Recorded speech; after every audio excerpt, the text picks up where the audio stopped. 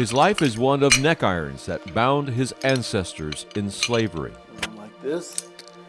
His life includes quilts stitched with secret codes to help slaves escape to freedom. His life is saving this historic cemetery where his ancestors are buried. His ancestry is the story of a well-known white pioneer and his female slave who gave birth to this man's great-grandmother. And his life history includes his family staying put when so many blacks fled following a lynching. And his compassion for community meant opening this museum in his hometown, Ash Grove, Missouri. And his life is defined by his faith and his ministry in a tiny Eastern Orthodox church on his family's homestead. He's a priest, a teacher, and a historian who tells stories of slavery and his family's years of oppression and segregation in the Ozarks. His name is Father Moses Berry. My friends, my family friends, called me here and they said, you know, you better be careful opening up a museum in that little town. White folks aren't going to like it.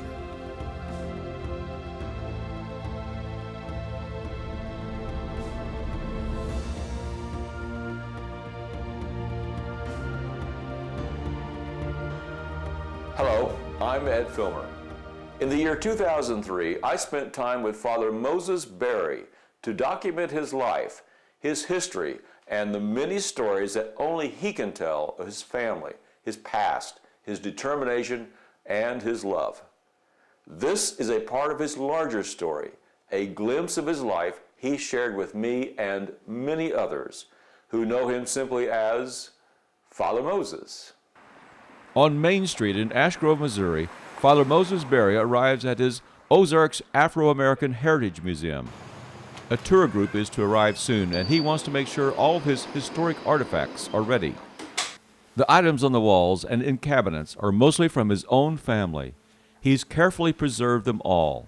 My family held on to these things. His ancestors had taken great care to hand down their history to their next generation. Well, this is a history of the life and times of the African Americans who lived in this little town and other small towns around the Ozarks. This is filled with so much of the essence of the people who lived here. Well, this little museum in this little small space probably has more African American quilts, more telling quilts, which are quilts that had an encrypted code in there that taught slaves how to escape from captivity in the South to freedom in the North, and neck irons, and slave chains, and tools that were used by slaves than most places in the United States. My name is Father Moses Berry. The tour and the stories begin. It's an odd place for the museum because there aren't very many African American people who live here. But once there was a thriving community of African Americans who lived here. As a matter of fact, hundreds of African Americans lived here and worked in the lime kiln in the Ash Grove Portland Cement Company. This particular quilt is called the telling quilt. And telling quilts are quilts that had an encrypted code woven into the pattern that taught slaves how to escape from captivity in the South to freedom in the North. They called them telling quilts because they're stitched with a secret design that would give directions to slaves seeking freedom. On the so-called Underground Railroads, these quilts guided the way. There were many routes. Runaway slaves sneaked through the countryside at night. It was very dangerous. Sympathetic local citizens would light a candle in their window and throw these secretly coded quilts across their front porch banister. Telling quilts guided slaves to freedom. So they would know that they could find refuge in that home. So they'd wait until it was dark, and they would go to the house, and then the people from usually Quakers or other sympathetic white people would feed them and clothe them and get them ready for their next leg of the journey. I remember this one, and Grandma Berry used to say, "Come here, boy." And I would come and she said, "Smell." I don't know. It seems like maybe I smelled something, but maybe I didn't. You know, in the Jewish tradition, they say that the mother is the one who breathes the spirit into the children. Father Moses' family dates back to the days before the Civil War, when slavery was legal in Missouri. His great-grandmother was the daughter of a slave woman. After freedom, the Berry family kept reminders of their captivity. Some examples of neck irons that were used during the Civil War days. This is a neck iron, and it went on like this, and when it goes around the neck, you clamp it around the neck, and this goes through here and acts as a padlock, and that's how they held them secure. Now, can you imagine having this on, moving from place to place? Of course, they wouldn't be this kind. Oh, it's a perfect fit. Perfect fit for you. We don't have to, no adjustments. And this went through like this, and that's how they held them. And there was a chain that went in between those two. Let your hands, and it connected here, and that's, so this is how a person would be confined in that situation. And it was a horrible thing. As the psalmist says, out of suffering comes freedom. Father Berry's family history included this site north of Ash Grove. It is the Nathan Boone Homestead State Park. Nathan Boone, youngest son of Daniel Boone, moved here with his slaves and homesteaded. He and one of his slave women had a child. That baby girl grew up to become Father Moses' grandmother, Caroline. My great-grandmother, Caroline Boone Berry, was born and raised here on the Boone plantation. Caroline was Nathan Boone's daughter. And so everybody in our family always knew that. As a matter of fact, I can remember my grandmother and my grandfather, because my grandfather's relatives were free black people. And he used to always tease my grandmother in a very loving way and said, well, your people are slaves, mine weren't. In the case of Caroline, she was more of a privileged child because she was, related to the slave owner. And we know she was privileged because we have a cabinet that Nathan Boone gave Caroline's mother in our museum. So that suggests more of a relationship than just slave owner and concubine slave. I know she could read, so that suggests that she was somewhat privileged, because after all, it was against the law to teach African American at that time to read or to write or giving them any kind of educational background at all.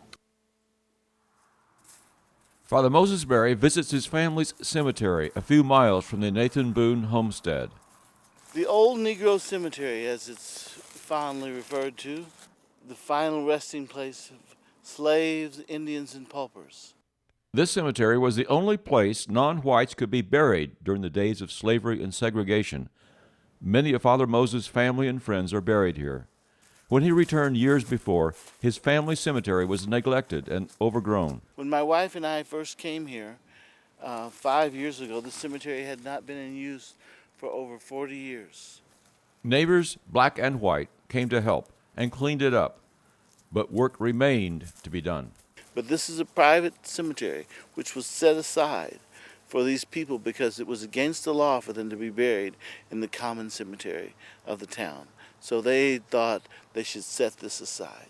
Before this integration occurred in 1965, there were many things that we take for granted today that weren't allowed at that time. And one of those things was being buried in a common cemetery in Missouri. It was against the law. There were exceptions, but that was only because of the fair-mindedness of the white people that were in charge of the cemeteries. Against the law because of slavery? Because they didn't want to be buried in the same cemetery with black people. It's as simple as that. This is a foreign concept to people from our generation and from who have our sensibilities. But nonetheless, this is something that occurred, and not so long ago. I can remember being a young man, 1956, going to Jefferson City, Missouri to visit my grandparents. And we got down to Bagnell Dam, and we were little boys. I was 5 and my brother was 6, and we got there, and we had to go to the bathroom. And we got outside the bus, and there were 2 lines. One was for black and one was for white, or colored as they call it, and one was for white. And I remember my mother taking us into the colored line, and we were little kids. We didn't know any better. We had to go right then. And so my mother just took us out of that line, put us over in the white line, and people freaked out. All except for one very sweet, saintly white woman. And she said, "You let those boys go to the bathroom right now, or I'm closing down this bus line." So that was that was the real stout woman. That was the real woman. But at that time, we lived in a place, we lived in a time where there was separate and not equal. Time, neglect, and in Father Moses' belief, acid rain have taken a toll on the grave markers. This is one of his family members. It's in better shape than others. Some have deteriorated, and their inscriptions lost forever. I don't want them to fall off because that's when they break, you see. So we'll leave it here. Yeah, Marie Boone, born August the 5th, 1819. How is she related? She's my great grandmother. She's the daughter of Nathan Boone, and she was one of his slaves. Her mother, rather, was one of his slaves, and so they had a some sort of union, and as a result of it, my great grandmother has passed on that same lineage to me and my offspring. This long-neglected historic cemetery is, for Father Moses and other black families in Ash Grove and Greene County, Missouri, a story of their lives. The names and dates, fading with the years, remind him of families that endured hardships of slavery, decades of poverty and oppression, segregation, and on one horrific night, violence. On Good Friday, 1906, there was a lynching where 3 black men were lynched. A white woman claimed 3 black men raped her. Those men were jailed. A mob of thousands rioted, overran the jail, dragged the 3 to Springfield's public square. The mob lynched the accused black men, burned their bodies. The next morning, hundreds still there. A few of them sifted through the men's ashes looking for souvenirs, bits of rope, bone, teeth. The city of Springfield minted a coin that said on the one side, 1906, Good Friday, and on the other side of the coin it said, the lynching of 3 niggers. The night of the lynchings and for days after, black citizens of Springfield began to take whatever they could carry and flee. Hundreds left, and over the next few weeks, thousands had left Springfield and Greene County, never to return. And there was a mass exodus from this whole area, from all of Greene County and surrounding areas, particularly in Springfield, of African Americans, and they fled because they were afraid for their lives. And one of those men who was hung in Springfield Square, Looney, was one of my relatives. The woman who claimed rape later backed down from her accusations, saying she was not raped. But the black exodus had started and continued. Before the 1906 lynchings, 25% of Greene County's population was black. At the next census in 1910, just 2% of the population were African American. The Berry family were among just a few who stayed. When the news of this reached Ash Grove, my relatives here in Ash Grove said that they weren't going to move. Wallace White, my great-grandfather, says he endured Vicksburg, and surely he could endure anything that would be dished out to him. As so many fled, so did their history in Greene County. Many of the older people who lived there just held on to the history, and the next generation wanted to forget it. Why did they want to forget it? They wanted to forget it because I think sometimes people believe that if they ignore the things in history that have happened, then it will some way go away. The Berry family stayed. They endured the times. This old tree on their family farm near Ash Grove, Missouri, to this day is a symbol of endurance and hope for the future. Under its limbs, people of many races and faiths celebrate community and love. Well, this tree is a tree that's referred to as the Hitching Tree because for the longest time, people from the African American community here in Ash Grove, Missouri, were married in front of this tree. Father Moses and others call it the Hitching Tree. Couples got married under its branches. Since there were few places blacks could congregate during the days of segregation in the rural Ozarks, many couples chose to be married under this tree, the Hitching Tree. They had a ceremony that they would perform, which I'm sure some of you may be familiar with. It's called the jumping the broom. And it was symbolic of how a person would begin their life as separate individuals, their married life as separate individuals, and then they would hitch hands and they would jump over the broom. And that was symbolic of going into a new phase of life. And then someone, usually the best man or maybe some elder from the community, would sweep the area that they had just jumped over with that broom, and symbolic of entering into a new life. For new generations, Father Barry continued to honor the traditions of the Hitching Tree. Well, I tell them that they must endure, that they must keep in mind that their life is more than this present moment, and that their life will be filled with all sorts of ups and downs. I'm thinking of Langston Hughes when he said that my life ain't been no crystal staircase.